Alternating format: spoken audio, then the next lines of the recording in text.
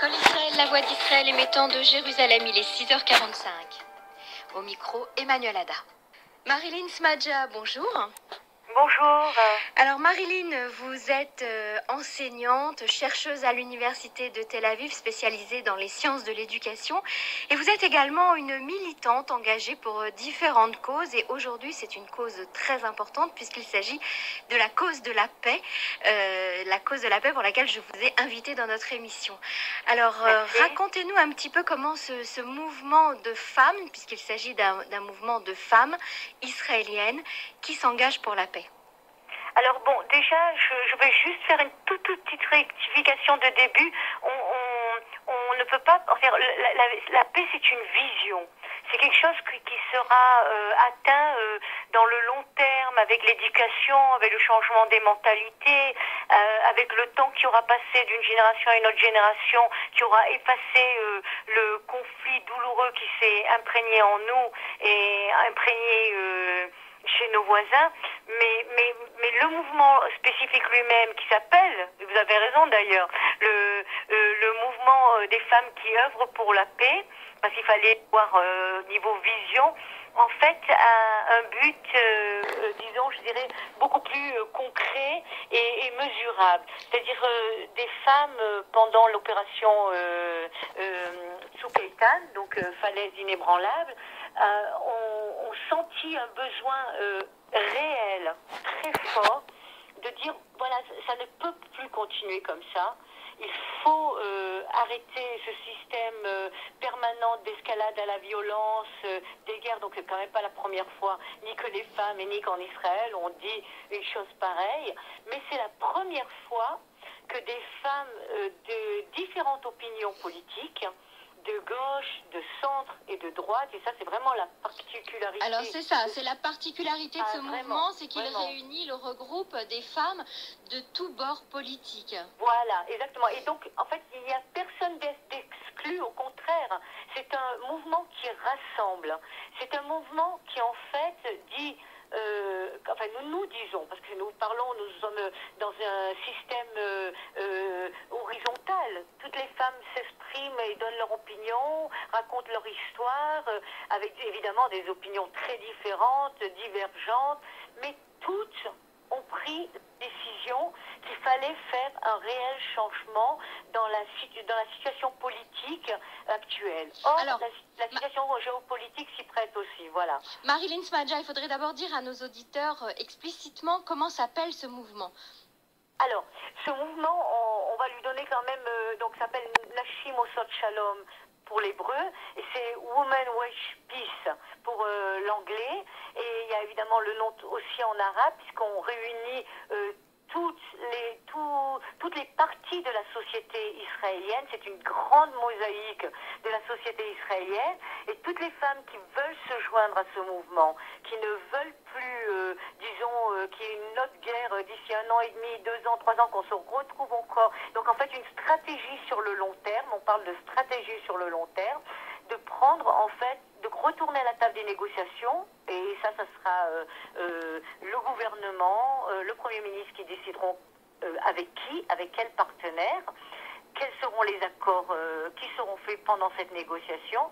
Nous, ce que nous demandons, c'est 2 choses. Retour aux négociations, à la table des négociations, et deuxième point très important, arriver à des accords politiques dans un laps de temps défini. On ne va pas attendre encore 10 ans ou 100 ans ou 100 ans, ça ne va pas être la guerre de 100 ans. Marilyn Smadja, d'abord, dans un premier temps, expliquez-nous combien de femmes vous êtes, en quoi consiste votre travail, vos actions, combien de fois vous êtes-vous déjà rencontrées, est-ce qu'il y a des statuts, un programme, un cahier des charges, j'allais dire, de ce nouveau mouvement?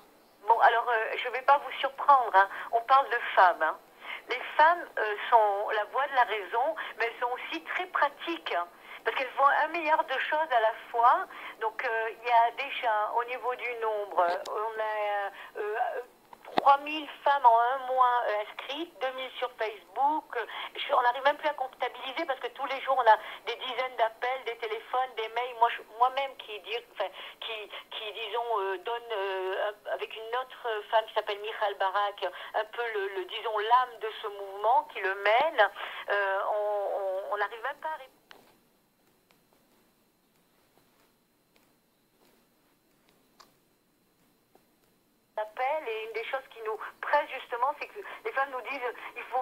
avons fait, alors oui, on a déjà fait beaucoup, mais on parle d'un mois et de 4 semaines, mais on a déjà fait énormément de choses. Alors Comme comment quoi? ça se passe? 2000, 3000 personnes déjà, 2000, 3000 personnes. On a entre 40 et 60 femmes déjà qui sont ce qu'on appelle des organisatrices sur le terrain, depuis le nord d'Israël jusqu'au sud d'Israël. Aussi dans les villages arabes, dans les villes, dans les kibbutzim, dans les moshavim, vraiment des femmes de toutes, je veux dire, le plus possible variées. Évidemment, il faut qu'on élargisse encore la variété, c'est notre but aussi. Et elles se rencontrent. Et la première chose qu'elles font, déjà, le plus important, c'est de se rencontrer dans le dialogue avec la différence. Je viens avec mon histoire, tu viens avec ton histoire, mais nous avons des différences, évidemment, mais nous avons un but commun. Et ce but commun, c'est d'avoir des accords politiques bien précis dans un laps de temps, 3 ans, enfin, ce qu'il faut, mais vraiment très bien précis. Alors vous disiez tout à l'heure que ce mouvement est à l'horizontale, c'est-à-dire qu'il n'y a pas de président, voilà, de hiérarchie, exactement. C'est pour ça que j'ai de la peine à dire je mène le mouvement, parce que oui, bien sûr qu'il faut du leadership. On parle du leadership. Mais le plus important, on parle surtout d'un mouvement. Un mouvement commence et un mouvement se termine. C'est-à-dire que du moment, on a créé un mouvement avec un besoin réel, un besoin profond. Les femmes parlent de manière rationnelle, quelque chose qui leur est fondamentale. C'est une question, peut-être la question la plus importante aujourd'hui pour elles dans toute la réflexion politique actuelle. Elles pensent, d'abord, ce ne sont pas que des mères, hein. Ce ne sont pas que des mères, ce sont même des jeunes femmes, des femmes qui pensent à leur avenir. Quand elles pensent à leurs enfants, quand elles pensent à leur avenir, quand elles pensent à leur famille, à leurs frères, à leur mari, elles se disent, voilà, ce n'est plus possible, ce n'est pas l'avenir que nous voulons donner à un pays que nous adorons. Alors, je vais vous poser une question qui brûle toutes les lèvres de nos auditeurs. Est-ce que ce mouvement est politique? Est-ce qu'il a été récupéré par un parti politique? Ou est-ce qu'au contraire, vous faites tout pour justement rester libre? Alors oui, donc c'est une excellente question, évidemment, et je vais y répondre très facilement. Nous sommes avec tous les partis politiques, puisque nous représentons toutes les partis politiques. Nous sommes avec tous les partis politiques, toutes les organisations, tous les mouvements qui feront avancer de manière concrète des accords politiques. Ça, c'est clair pour nous. Et donc, pour nous, Netanyahou étant notre ministre, notre Premier ministre, même que nous l'ayons choisi ou pas choisi, ça nous est complètement égal. Ce n'est pas du tout notre dialogue. Il nous représente. Netanyahou représente ce que 60% de la population israélienne veut.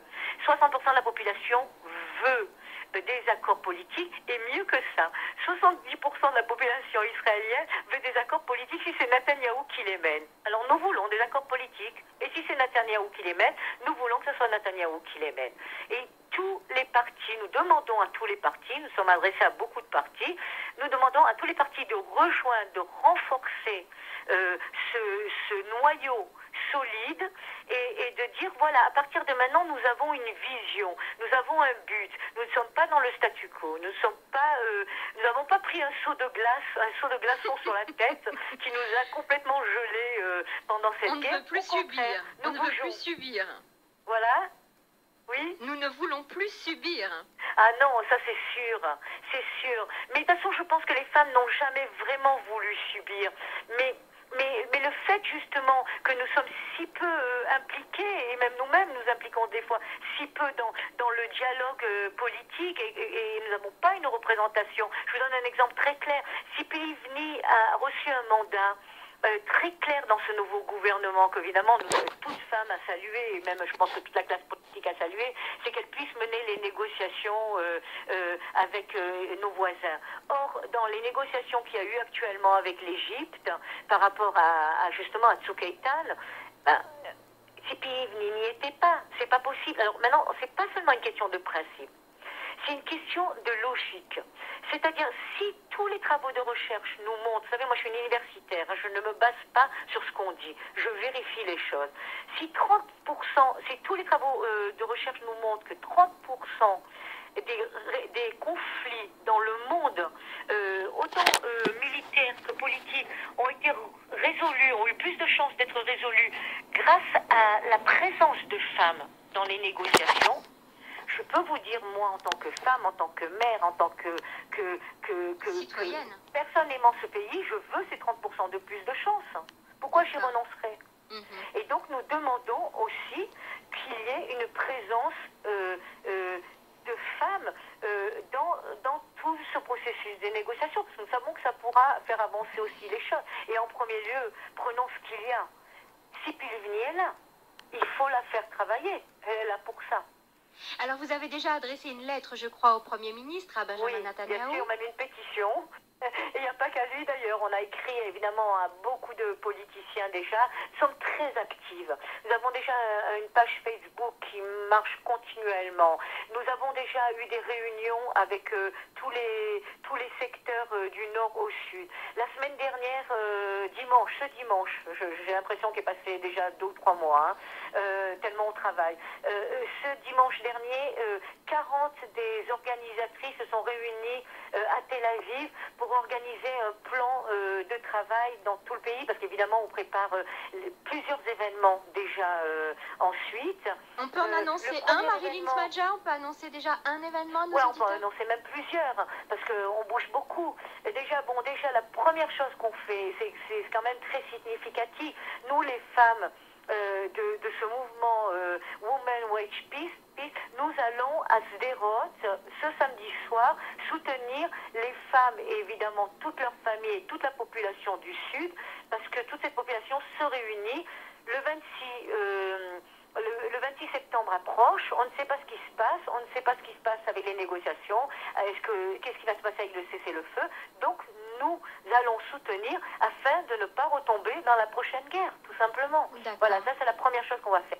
La deuxième chose qu'on va faire, nous avons été invités, parce que nous ne sommes pas un mouvement de gauche, et ça c'est très important de le préciser. Il n'y avait pas besoin d'un nouveau mouvement de gauche. Pour ça, il vaut mieux renforcer les partis de gauche.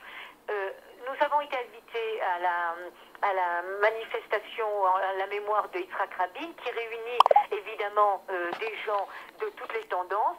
C'est justement une organisation de toutes les tendances et de tous les partis politiques qui organisent cette année la manifestation.